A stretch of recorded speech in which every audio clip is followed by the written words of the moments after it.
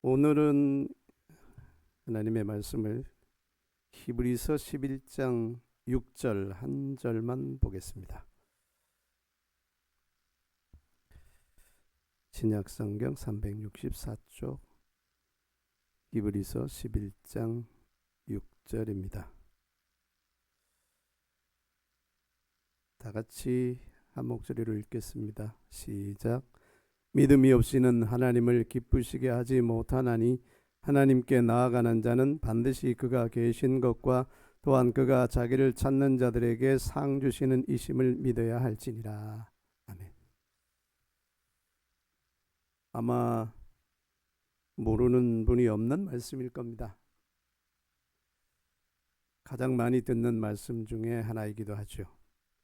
믿음이 없이는 하나님을 기쁘시게 하지 못하나니 하나님께 나가는 자는 반드시 그가 계신 것과 또 그가 자기를 찾는 자들에게 상 주시는 분이시라는 사실을 믿어야 할지니라. 히브리서는 그 대상이 물론 이방인 가운데서 복음을 받아들인 구원받은 사람들에게도 당연히 대상이 되겠지만 기본적으로는 유대의 뿌리를 두고 있는 유대인들, 그리스도인들에 대한 이야기입니다. 그들을 향한 편지 형식이죠. 그 말은 다른 말로 하면 하나님에 대한 믿음이 아주 오래된 사람들에 대한 이야기예요. 이미 그들의 역사는 성경에 기록된 모든 것들이 그들의 역사예요. 그들의 민족사. 그리고 그들은 정말 성경에 기록된 그 믿음의 사람들을 조상으로 두고 있는 사람들입니다. 그러니까 당연히 이 사람들은 믿음이 좋아야 되겠죠. 역사 자체가 믿음의 역사이니까요. 하나님이 함께 하시는 역사이시니까요. 당연히 그들은 성경에 기록되어 있는 사건들에 대해서, 말씀에 대해서 잘 아는 사람들입니다.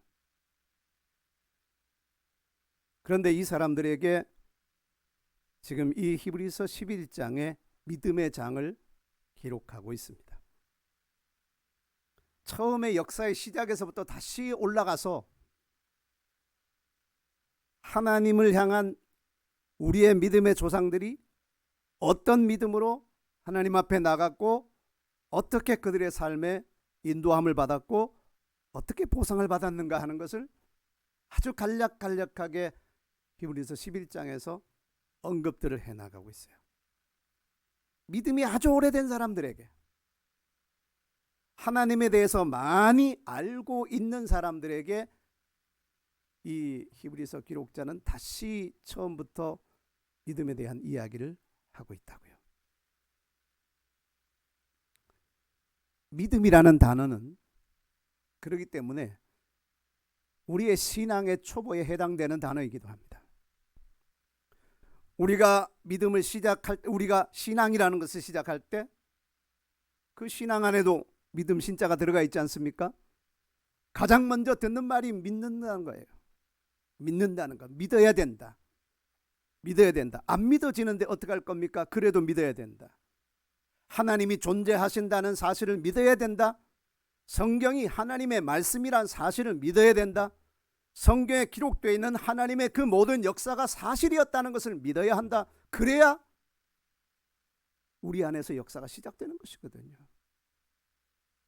우리는 우리가 배운 것과 우리가 경험한 것을 이해합니다. 그러나 우리가 경험하지 못한 것, 그리고 우리가 배우지 못한 것, 그리고 우리의 생각 이상에 있는 어떤 것들은 사실 그것을 이해하고 용납하고 받아들이기가 쉽지 않습니다. 그렇기 때문에 사람들은 자기가 경험한 것 내에서 어떤 사실들을, 또 어떤 이야기들을 받아들입니다. 믿는다는 얘기죠.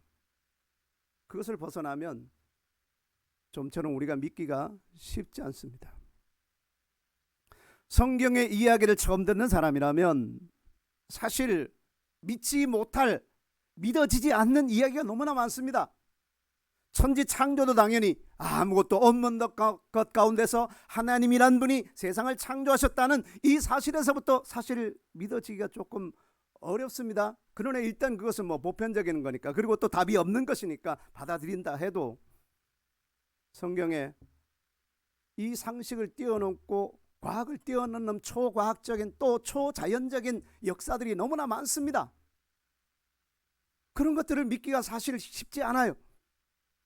창세기에 기록되어 있는 사람들이 900세를 넘게 살았다든지, 이거 도저히 우리가 이해하기가 힘들어요. 요즘에는 뭐 120세가 최대 우리 그 수명이라고 볼 수 있는데, 그것을 넘어서는 몇 배를 더하는 900세 이상을 살았다. 이게 어떻게 믿어질 수가 있지? 사실 이해할 수도 없어요, 상식적으로. 그러니까 믿어지지 않죠. 하나님께서 말씀의 능력으로 홍해를 가르쳤다. 믿어지지 않죠. 물고기 2마리와 보리떡 5개로 5,000명이나 되는 사람을 배불리 먹이시고 12광주리를 남겼다. 믿어지지 않죠. 사실 이해하고 믿기는 힘듭니다.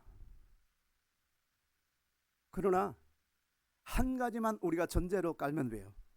그것이 뭐냐면 창조자가 계신다. 하나님이란 존재가 계신다. 그는 전지전능하다. 그가 능치 못할 일은 없다. 그 사실만 우리가 전제로 일단 기본적으로 받아들이기만 한다면 성경의 모든 이야기가 믿지 못할 이야기는 없습니다. 전지전능하신 하나님이 하지 못할 일이 무엇이 있겠는가? 하지 않는 것일 뿐이지, 모든 것에 개입하지 않는 것일 뿐이지, 그가 하시려고 작정한다면 능치 못할 일이 무엇인가? 우리가 그것에 대한 기본적인 바탕만 이해를 하고 수용을 하면 창조 이야기나 홍해가 갈라진 이야기나 만나로 그 많은 사람들을 40년 동안 먹였다는 이야기나 동정녀 탄생이나 예수님이 물 위로 걸었다거나 물을 포도주로 만들었다거나 물고기 2마리와 보리떡 5개로 5,000명을 먹였다거나 이런 것들을 믿는 것은 사실은 어려운 일이 아니에요. 그렇기 때문에 우리의 신앙의 출발점은 사실 믿음이에요. 믿음에서부터 출발하는 거예요. 그래서 우리가 믿음이라는 그 신앙이라는 것, 그 입문할 때 가장 먼저 듣는 이야기가, 가장 먼저 또 통과해야 될 부분이 바로 믿음이라는 것이에요. 그 믿음은 계속 우리의 삶의 밑바탕으로 진행해 갑니다. 우리의 믿음의 삶의 끝까지 계속해서 우리에게 믿음을 요구합니다. 그리고 이 믿음은 우리의 삶에 마치는 그 순간까지도, 우리의 삶이 마감하는 그 순간까지도 믿음은 계속 가는 것이에요. 믿음에서 믿음에 이르고 그 믿음이 점점 더 성장하고 그 믿음이 점점 더 완성되어지고 그 믿음이 더 온전해지는 과정으로 계속 가는 거예요. 평생을 믿음으로 살았다 해도 우리의 삶이 마감되는 그 순간에 믿음을 저버린다면 우리는 어떻게 될까요? 사실 장담할 수가 없어요. 그 순간까지 우리는 계속해서 믿음으로 가야 되는 거예요. 그렇기 때문에 믿음이라는 것은 우리의 신앙의 삶의 출발점이기도 하지만 과정이기도 해야 되고, 마지막까지도 끝까지 우리의 삶의 믿음은 계속 요구되어지는 거예요. 처음에 시작할 때 히브리서라는 이 서신이 오랜 믿음의 역사를 가진 사람들에게 하는 말이라고 했잖아요. 많은 것을 알고 있는, 하나님에 대해서도 많은 것을 알고 있고 하나님이 하신 일들에 대해서도 다 알고 있고 하나님이 하신 말씀, 그 율법에 대해서도 모든 것들을 다 알고 있는, 너무나 많은 하나님에 대한 지식을 가지고 있는 이 사람들에게 여전히 너희는 믿음이 필요하다라고 말하는 거예요. 우리가 신앙생활을 오래 하게 되면 그에 비례해서 자연적으로 하나님에 대해서, 말씀에 대해서 아는 것들이 점점 더 늘어갑니다. 축적돼요. 우리 안에 계속 축적됩니다. 어떤 사람들은 자발적으로 배우면서 더 그것이, 그 지식이 더 해가고, 어떤 사람은 자발적으로 그냥 자기가 스스로 주도적으로 배우지 않았어도 그냥 매주 참석하는 예배 속에서 들려지는, 그냥 와서 들려지는 그 이야기 때문에 하나님에 대해서 알아가는 것이 점점 더 많아져 갑니다. 하나님에 대해서 아는 것이 많아진다는 것은 두 가지 결과를 나타냅니다. 하나는 뭐냐? 그와 함께 믿음도 점점 더 커간다는 이야기. 하나님을 알아가면 알아갈수록 우리의 믿음도 점점 더 커간다는 이야기. 유대 그 역사를, 하나님의 역사를 배경으로 하고 있는 그 사람들은 당연히 하나님에 대해서 많은 것을 알고 있고 그 말씀에 대해서 많은 것을 알고 있기 때문에 정상적인 것은 그와 비례해서 그에 대한 믿음이, 그분에 대한 믿음이 점점 더 커가야 되고 점점 더 온전해 가야만 될 겁니다. 그런데 또 하나의 결과는 하나님을 아는 것은 점점 더 많아지고 있어도 그것에 비례해서 우리가 하나님을 믿는 믿음은 제자리걸음일 수도 있습니다. 아는 것과 믿는 것이 같은 것이냐? 어떤 면에서는 같아요. 왜냐하면 믿음이 성장하려면 알아야 되니까요. 믿음은 그리스도의 말씀으로 말미암는 것이라고 했기 때문에 말씀을 알아야 믿음이 생기고 믿음이 생기면서 점점 더 말씀을 더 이해하게 되고 깨달아져 가고 그러다 보니까 우리의 믿음이 함께 동반 성장하는 거예요. 그렇기 때문에 이것은 상호 연결되어 있어요. 아는 것만큼 우리의 믿음이 자라는 거예요. 아는 것만큼 믿음이 더 온전해지는 겁니다. 아는 것만큼 우리가 온전한 것을 분별해 갈 수가 있어요. 그렇기 때문에 아는 것은 필수적인 거예요. 알아가는 건 계속 필수적인 겁니다. 그런데 알아갈지라도 믿음이 함께 가지 않는 경우도 있을 수 있다라고 하는 거예요. 히브리서를 쓰고 있는 이 대상이 사실은 이런 모순에 빠져 있는 경우가 몇몇이 있었습니다. 그들이 아는 것은 많습니다. 그들의 지식이 계속해서 쌓여갑니다. 그런데 믿음이 함께 가지 않는 거예요. 믿음이라는 것은 뭐냐? 내가 알고 있는 것이 내 안에서 사실로 받아들여지고 그것이 느껴지고 그것에 대한 어떤 결과들이, 과정들이 느껴지고 그것에 따라서 무엇인가 행동할 수밖에 없는 것이 바로 믿음이라는 거예요. 어떤 사람이 노방전도를 합니다. 길거리에서 전도를 합니다. 사실 어떤 사람들은 제가 옆에서 그런 사람들을 지나가면서 보더라도 참 이것은 사람들에게 굉장히 혐오감을 주는 그런 내용과 방법을 쓰고 있는 사람들도 있어요. 그런 사람들은 그리스도인인 우리가 보기에도 참 이건 오히려 안티 크리스찬만 더 만들어내고 기독교를 반대하는 사람들만 더 생산해내는 결과가 되지 않겠느냐 하는 우려하는 그런 것도 있어요. 수천국 스피커를 달고 막 떠들고 막 이렇게 하는 것들. 그러나 어떤 사람들은 어떻습니까? 옆에서 보기에 정말 저 사람은 진정으로 지금 말하고 있다는 것을 느끼는 경우가 있어요. 진짜 저 사람은 진정으로 말하고 있다. 그 속에 자기가 믿는 바를 진정으로 말하고 있다. 그 속에 감성이 함께 실려서 정말 안타까운 마음으로 복음을 알지 못하는, 예수를 알지 못하는 사람들에 대한 안타까운 심정으로 하고 있다는 것을 느끼는 경우가 있다. 근데 이런 사람들에 대해서 또 딴지 거는 사람들도 있어요. 좀 시끄럽게 좀 하지 마. 뭘 그렇게 요란하게 길거리에서까지 그렇게 해야 되나? 그러면 나는 이것을 믿기 때문에 할 수밖에 없습니다. 이 사람은 우리도 다 알고 있는 거야. 그거 우리도 다 알고 있는 거야. 전에 우리 다 그렇게 다 열심히 했었어. 몇십 년 전에. 근데 지금은요?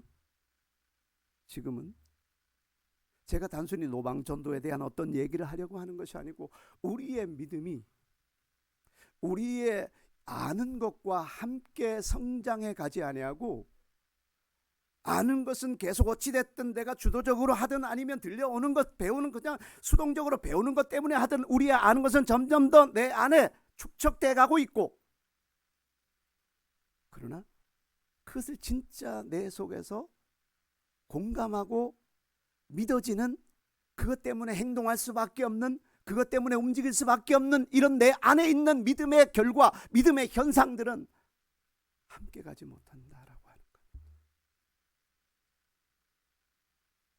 예수님을 반대편에 섰던 사람들, 예수님의 반대편에 섰던 사람들은 어떤 사람들이었습니까? 하나님을 모르는 사람들이 아니었어요. 이방인들이 아니었다고요. 물론 그를 십자가에 못 박은 사람들은 실제적으로 도구로 쓰임을 받은 사람들은 로마 군병들이고 그 재판을 그 한 사람은 빌라도라는 이방인이지만, 그러나 이것을 주도한 사람, 예수님을 십자가에 못 박도록 그 분위기를 조성하고 그것을 몰아간 사람들은 바로 누구냐? 하나님을 모르는 사람들이 아니고 하나님을 아는 사람들이에요. 그것도 아주 많이 아는 사람들, 율법사들, 성경을 달달 외우는 사람들, 하나님의 말씀을 가르치는 사람들, 이런 사람들이 예수님의 반대편에 서 있는 거예요. 믿는 것과 아는 것이 함께 가면 얼마나 좋겠습니까? 함께 가지 못하는 것 때문에 이런 불상사가 생겨나는 것이에요. 이런 모순이 생겨나는 겁니다. 우리는 하나님의 말씀에 대해서 아는 것 위에 믿는 것이 굉장히 중요합니다. 에베소서 4장 13절에 보니까 이런 말씀을 하셨어요. 우리가 다 하나님의 아들을 믿는 것과 아는 일에 하나가 되어 온전한 사람을 이루어 그리스도의 장성한 분량이 충만한 데까지 이르리니. 예수 그리스도를 아는 것과 믿는 것은 함께 가야 된다. 그래야 우리가 온전함으로 향해서 나아갈 수가 있다.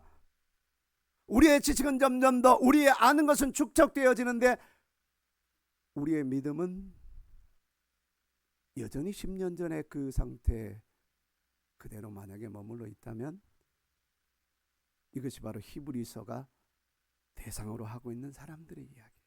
마땅히 선생이 되어야 될 터이나, 마땅히 전달하고 가르치고 구원하고 세워야 될 사람들이나 여전히 아직까지 도의 초보에 머물러 있어서 그것을 다시 배워야 되는, 이게 지금 정상적인 것이냐?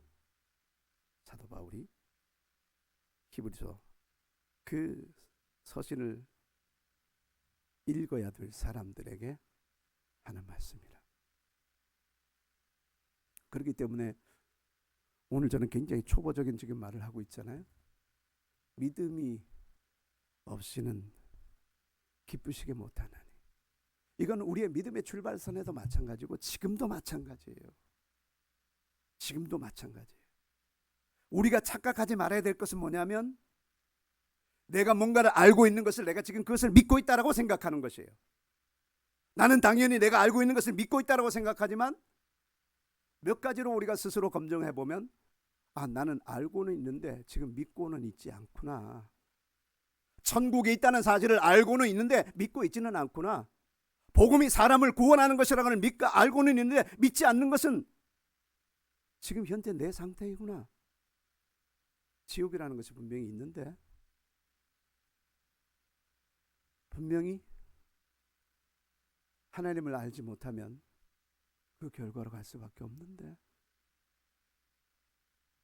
우린 지금 그것을 믿고 있는가? 물과 성령으로 나지 않으면 하나님 나라를 볼 수 없다는 것이 예수님이 강조하고 강조하고 진실로 진실로 진실로 진실로 4번씩이나 강조하고 선언하신, 사람들에게 가르침을 시작한 첫 번째 가르침이 바로 그것이에요. 기적은 이전에 한번 행하셨지만, 그 가나의 혼인잔치에서 기적을 행하신 거 하셨지만, 사람들에게 가르치는 것이 최초로 기록된 것이 니고데모 만나서 사람이 물과 성령으로 나지 않으면 하나님 나라에 들어갈 수 없어. 아무리 믿음이 오래되었다 할지라도, 아무리 어떤 직분들을 가지고 있다 할지라도 물과 성령으로 나지 않았으면 하나님 나라에 들어갈 수 없다라는 것을 우리가 정말 알고 있는데 진짜 그것을 믿느냐 이거예요. 진짜 그것을 믿고 있느냐. 믿는다면 행동이 따를 수밖에 없어요. 믿음이 없이는 하나님을 기쁘시게 하지 못한다라고 했어요. 가장 중요한 우리 믿음의 이유예요. 사실 아주 원론적으로 들어가서 인간이 창조된 목적과 인간이 존재하는 이유가 뭐냐? 하나님을 영화롭게 하기 위한 것이에요. 하나님을 영화롭게 하기 위한 것. 하나님이 인간을 지으신 이유, 하나님이 인간을 지으신 목적, 내가 너를 지은 것은 나의 찬송을 부르게 하려 함이라. 이 말 속에 담겨 있는 의미는 뭐냐? 우리가 하나님을 기쁘시게 하고 우리가 하나님을 영화롭게 하는 것, 이것이 인생의 존재 이유란 말이에요. 물론 하나님을 알지 못하는 사람들은 당연히 이 말조차도 믿지 못하지요. 인간의 존재 이유가 어떻게 하나님을 영화롭게 하고 하나님을 기쁘시게 하는 거냐, 그렇게 말할 수 있지만 하나님의 존재를 알고 있는 사람에게라면 이거는 가장 중요한 우리의 삶의 기초예요. 로마서 1장 21절에 사도 바울이 인간의 타락 과정에 대해서 이야기를 하고 있는데, 여기서 말하는 내용이 뭐냐면 사람들이 하나님을 알 만한 것이 다 그 속에 들어있다는 거예요. 이 세상 모든 사람들이 하나님을 알 만한 것이 그 속에 다 들어있다는 거예요. 자기의 아주 얄팍한 지식 때문에 하나님을 인정하지 않으려고 하는 것이지, 사실은 그 속에 잠재된 그 속에 하나님을 아는 것이 다 들어있다는 거예요. 그런데 중요한 건 뭐냐? 로마서 1장 21절에 하나님을 알되, 안다는 것을 전제로 하고 알되 하나님을 영화롭게도 하지 아니하며 감사하지도 아니하고 오히려 그 생각이 허망하여지며 미련한 마음이 어두워졌나니. 하나님을 아는데 하나님을 영화롭게 하지 않는다. 영화롭게 한다, 기쁘시게 한다, 사실 단어는 다르지만 의미는 같아요. 하나님을 영화롭게 하는 방식이 무엇입니까? 하나님을 영화롭게 하는 과정이 무엇입니까? 어떻게 하면 우리가 하나님을 기쁘시게 하고 어떻게 하면 우리가 하나님을 영화롭게 할 수 있습니까? 오늘 성경에서 답을 명확하게 우리에게 알려주고 있습니다. 믿음이 없이는 기쁘시게 하지 못하나니. 아멘. 믿음이 없이는 기쁘시게 하지 못하나니. 그러면 우리가 처음 신앙을 시작할 때 하나님을 알아가는 그 과정이, 내가 하나님을 믿는 그 믿음의 내용이 하나 둘 축적돼 가고 하나 둘 더 해갈 때 하나님은 굉장히 기뻐하시는 거예요.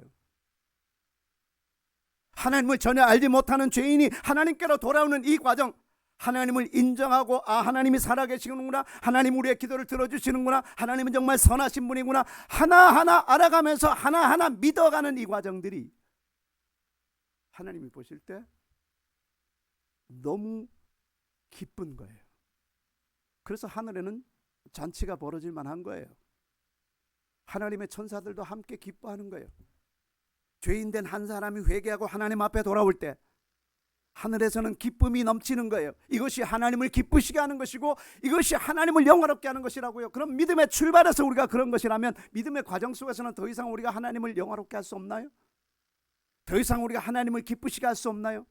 여전히 오늘도 우리는 믿음이 없이는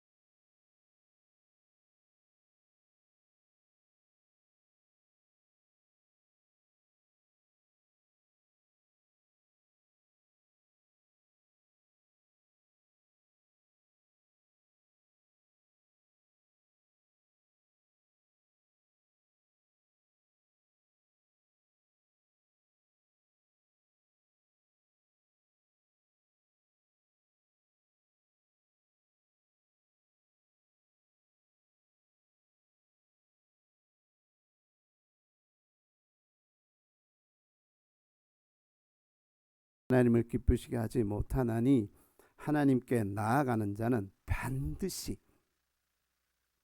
하나님께 나아가려고 하면, 하나님을 섬기려고 하면, 하나님으로부터 무엇인가를 공급받기를 원하고 무엇인가 어떤 역사들을 경험하기 원하는 사람들은 누구라도 반드시 두 가지를 기억해야 된다. 첫째는 뭐냐? 그가 계신 것과, 그리고 그가 자기를 찾는 자들에게 상 주시는 이심을 믿어야 할지니라. 첫째는 그가 계신 것과, 그가 계신 것과. 여기는 두 가지 의미를 포함하고 있어요. 초보적인 의미하고 아주 깊은 의미. 초보적인 의미란 뭐냐? 무신론자에서 하나님이 존재한다라는 것을 가장 먼저 시작하잖아요. 그죠? 아, 하나님을 믿으려면 하나님이 계시는구나. 하나님이 존재하시는구나. 저는 22년 동안 무신론자로 살았습니다. 뭐 신이란 존재를 생각할 겨를도 없었죠.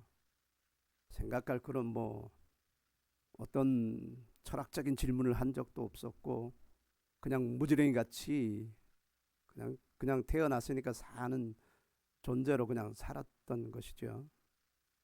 누군가가 옆에서 성경의 이야기를 들려주기 시작하기 그 전까지는 하나님의 존재에 대해서 생각할 필요도 없었고 생각할 시간도 여유도 없었어요. 물론 시간이 없어서가 아니라 마음의 여유가 없었고 거기에 마음을 쓰지도 않았고.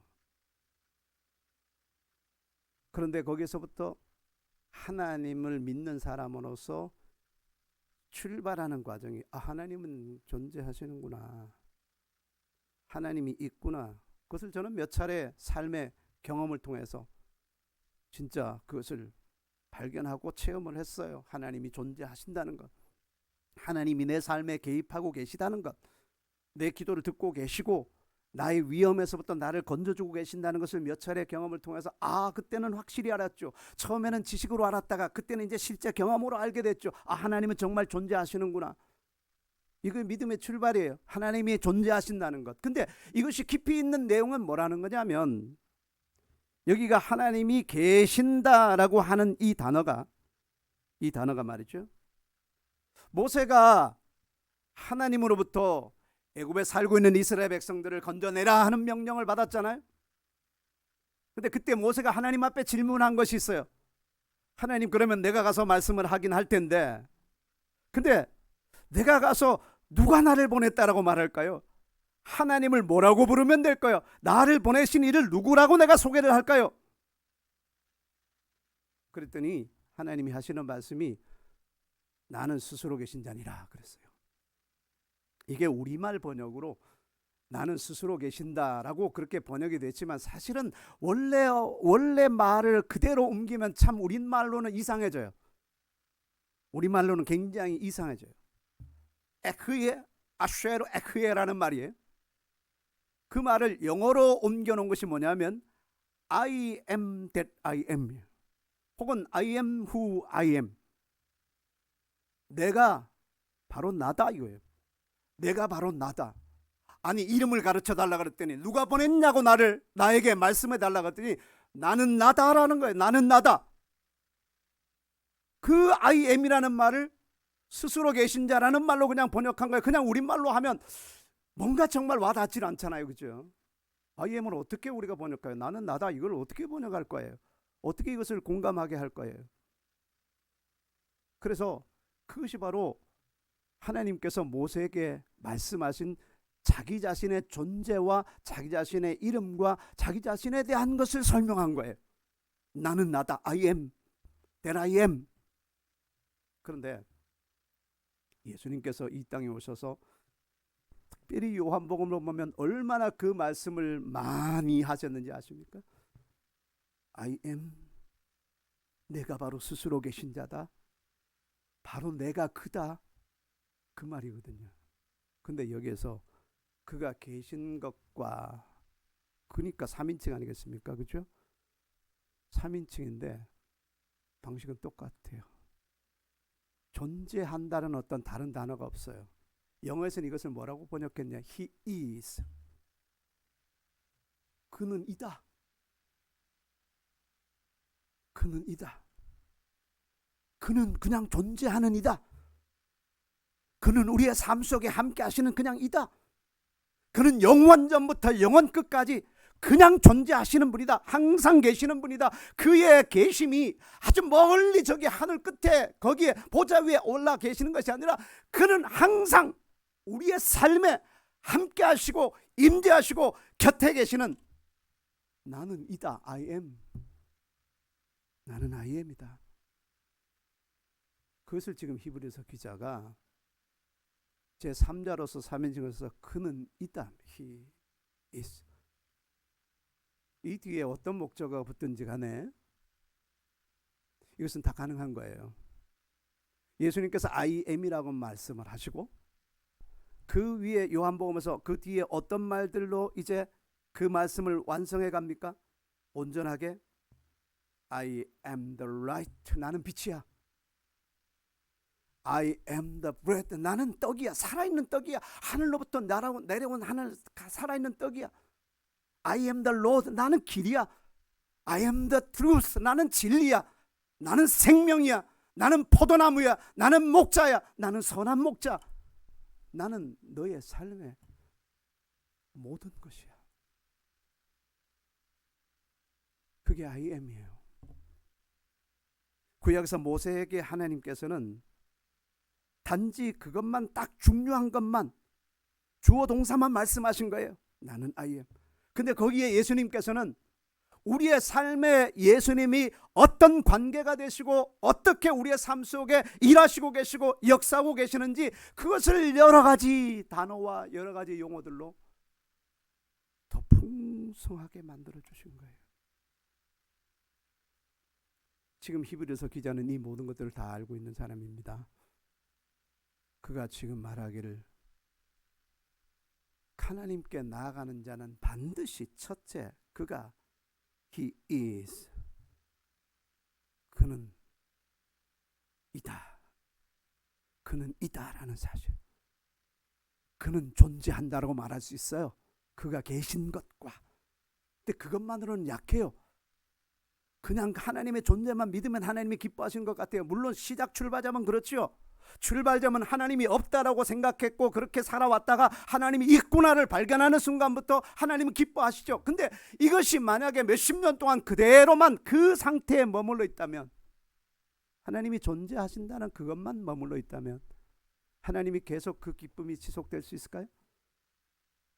그건 아니겠죠. 하나님께서 말씀하신 것은 현재형입니다. 나는 있었다가 아니에요.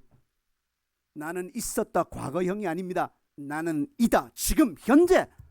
I am 그리고 He is. 그는 지금 그분은 지금 현재다. 지금 현재 여기에 계시고 지금 현재 우리의 빛이시고 지금 현재 우리의 생명의 떡이시고 지금 현재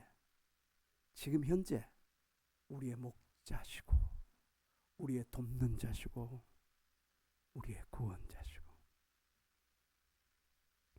그가 계신 것과, 그리고 두 번째가 그가 자기를 찾는 자들에게 상 주시는 이심을 믿어야 할지니라. 사실 성경이라는 것이 원래 기록된 언어가 있고 이 기록된 언어가 다른 언어로 이해하기 위해서는 다른 언어로 번역될 수밖에 없고 어떨 때는 이 번역의 과정이 몇 차례를 걸칠 때도 있어요. 우리나라 최초 번역본 같은 것은 구약성경 히브리어는 영어로 번역됐다가 또 중국어로 번역됐다가 그것을 한국어로 번역되어 오는 이런 과정들에서 원래적인 의미가 상당히 이제 그 왜곡되기도 하고 약화되기도 하고 변형되기도 하죠. 이 언어의 번역이라는 것은 사실은 원래 그대로 다 옮겨갈 수 없거든요. 문자는 옮겨갈 수 있어도 그 속에 담겨있는 의미, 그 속에 담겨있는 문화적 어떤 내용들, 이것들이 다 같이 옮겨가기는 사실 쉽지 않아요. 그가 자기를 찾는 들에게 상 주시는 이심을 믿어야 할지니라. 이 상 준다는 말이 우리 한국 사람들에게는 어떻게 들려지느냐 하면 한 30명이 공부를 했거나 다름질을 했거나 띠뛰기를 했거나 그러면 한두 명 정도 상을 받는구나 이렇게 생각하죠. 선별적으로. 그죠? 잘한 사람. 그러니까 이 말씀이 우리에게 딱 와닿지 않는 거예요. 이 상 주신다는 원래적인 의미는 임금을 지불한다는 얘기예요. 빚진 것을 대갚아 준다는 이야기입니다. 맹세하고 계약한 것을 반드시 이행한다는 이야기예요. 그냥 상 준다는 의미는 여기 어떤 의무적인 어떤 그 의미가 의무적으로 해야만 된다는 어떤 의미가 사실 희석된 거예요. 그런데 이 의미가, 이 본래적인 의미가 임금을 지불한다 이런 의미로 우리가 받아들인다면 이거는 당연히 누군가를 일을 시킨 사람, 고용주가 반드시 해야 될 의무적인 사항인 거잖아요. 하나님이 가장 기뻐하지 않는 것, 하나님이 가장 정말 사람들에게 화나는 것이 뭐냐면 저울추를 막 그 변형시켜 가지고 하는 것과 그 다음에 고아와 과부를 그냥 멸시하는 것과 임금을 지불하지 않는 것이에요. 우리들 가운데 만약에 고용주가 계시다면 임금을 제때제때 지불하셔야 돼요.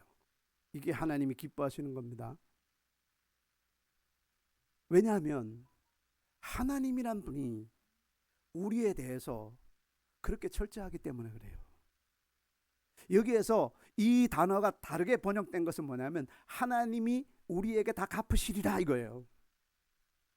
네가 기도할 때 많은 사람들 앞에서 사람들이 듣게 하도록 그렇게 공개적으로 할 필요가 없다. 물론 대표 기도를 말하는 건 아니에요. 대표 기도는 다 들어야 되겠죠. 그게 아니라 내가 하나님 앞에 기도하는 것. 왜 이런 얘기가 나오냐면 바리새인들이나 이런 사람들은 기도하고 금식하는 것조차도 하나님을 대상으로 하는 것보다는, 물론 그렇게 하겠죠. 근데 그렇게 하는 것보다 사람들에게 거룩하게 보이려고 하는 경우가 굉장히 많았어요. 그러니까 길거리에서 손들고 이 백성을 축복합니다 막 이렇게 하는, 사람들에게 보이려고. 그러니까 하나님이, 예수님께서 하시는 말씀이 사람들에게 보이려고 그렇게 하지 마라. 차라리 그렇게 기도할진데 그냥 골방에 들어가서, 아무도 보지 않는 골방에 들어가서 거기서 은밀하게 보시는 하나님께 기도해라. 금식할 때도 일부러 사람들에게 나 금식합니다 하고 조치하게 보이지 말고, 금식할 때도 기름을 바르고 화장품 바르고 깨끗하게 세수하고 수염 다 깎고 금식하는 거 펴내지 말고. 왜 그렇게 하느냐? 너는 그렇게 하는 이유가 사람들에게 나 거룩한 사람으로 보이기 위해서 금식하는 것으로 나타내려고 하는 것 아니냐? 그렇게 하지 마. 그렇게 하면 넌 상을 다 받은 거야. 오히려 금식하지 않는 사람처럼 깔끔하게 하고, 그렇게 하는 이유가 뭐냐? 골방에 들어가서 기도할 때 은밀하게 보시는 하나님이 갚으시리라는 거예요.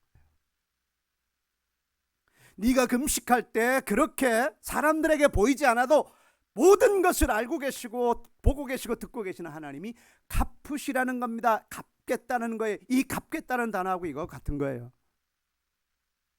상 준다 하니까 열심히 한 사람들, 앞에 가는 사람들, 전임 사역자들 이런 사람들이나 상 받겠네. 나 같은 사람은 어떻게 하겠어. 그냥 뒤에 딱 그냥 예배만 참석하고 이렇게 하는 것으로 그냥 턱걸이 하지 뭐. 나는 이 성경을 우리가 만약에 좀 더 느낌이 오도록 원본에 가깝게 번역을 하려고 한다면 하나님이 반드시 갚아주시리라, 보상해주시리라, 임금을 지불하는 것처럼 그렇게 해주실 것이다 라고 그렇게 이해하는 것이 맞아요. 그렇다면 몇몇 사람만 상을 받는 것이지만, 상을 받는다는 것은 몇몇 사람, 잘한 사람만 받는 것으로 우리가 인식할 수 있지만, 우리의 믿음이 하나님 앞에 반드시 그가 계신 것과 자기를 찾는 사람들에게, 다른 말로 하면 믿음으로 사는 사람들에게 반드시 갚아주신다는 것을 믿어야 되지. 우리가 직장생활을 왜 합니까? 아르바이트는 왜 하겠습니까? 임금을 생각하고 하는 거잖아요. 물론 어떤 사람은 그 일 자체가 좋아서 거기에 보상이 없어도, 거기에 보수가 전혀 없어도 좋아서 하는 일들도 있어요. 근데 대다수의 우리의 일은 좋아서 하는 일이기보다는 임금을 받기 위해서, 보상을 받기 위해서 하는 거예요. 그럼 우리의 믿음은 어떻습니까? 우리는 달마다 우리에게 지불되는 임금을 위해서는 무슨 일이든 다 합니다. 그런데 하나님이 우리에게 믿음에 대한 임금을 주실 것에 대해서는 잘 생각하지 않는 거예요. 여기에 우리의 믿음의 패단이 있습니다.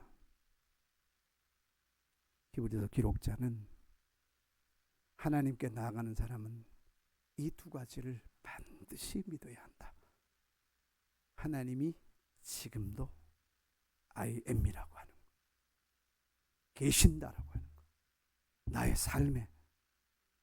나의 삶에 말씀하신 대로 계신다라고 하는 거, 그리고 그가 자기를 찾는 자들에게 반드시 임금을 지불하듯이, 맹세한 것을 지키듯이, 빌려간 것을 되갚듯이 반드시 그것을 보상해 주시고 지불해 주신다는 것을 믿는다고 하는 것.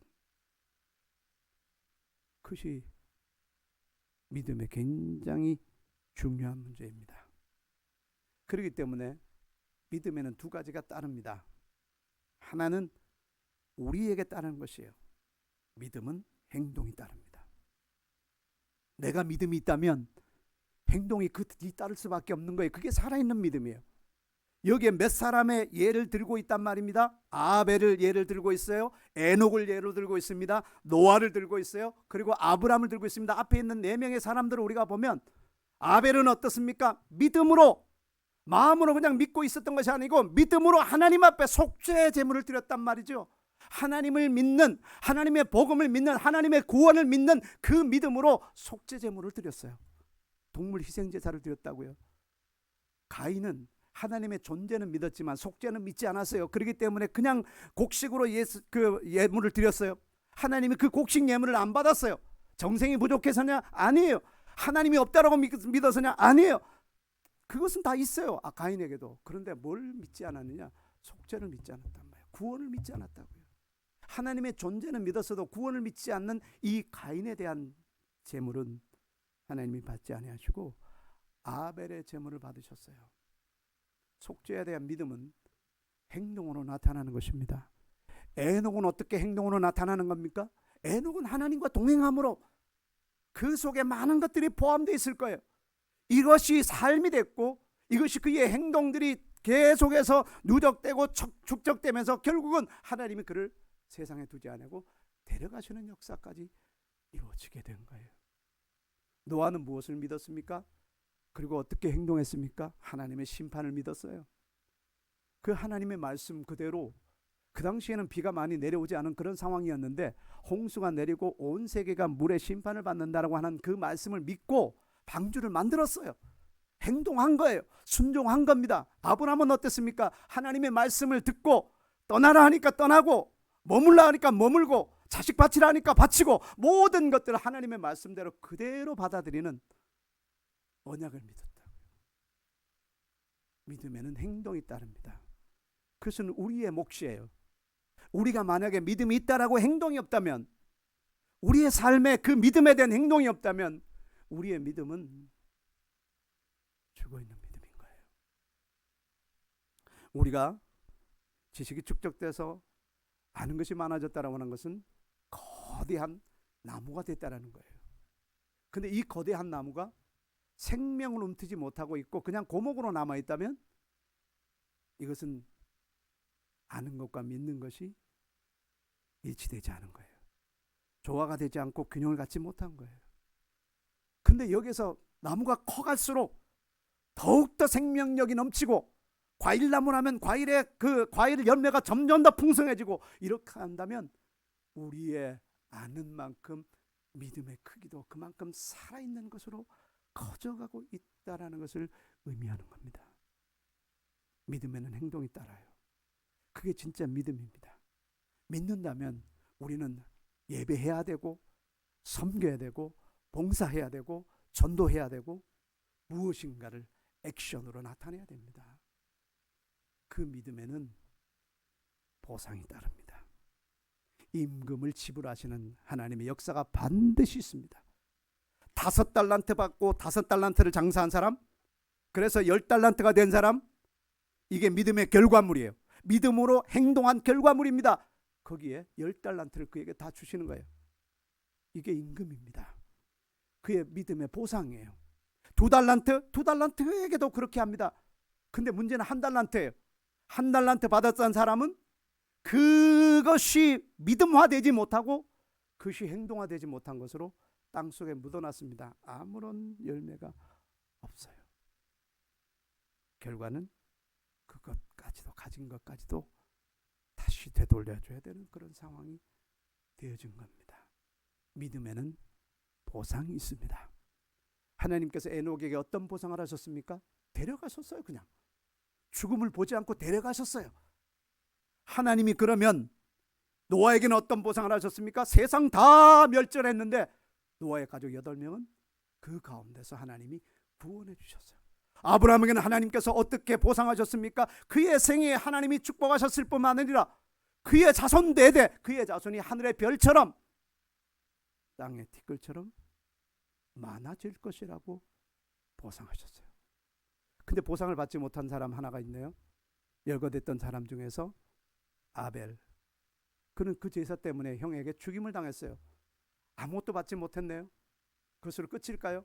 그것으로 끝이라면 이것처럼 허무한 것이 없어요.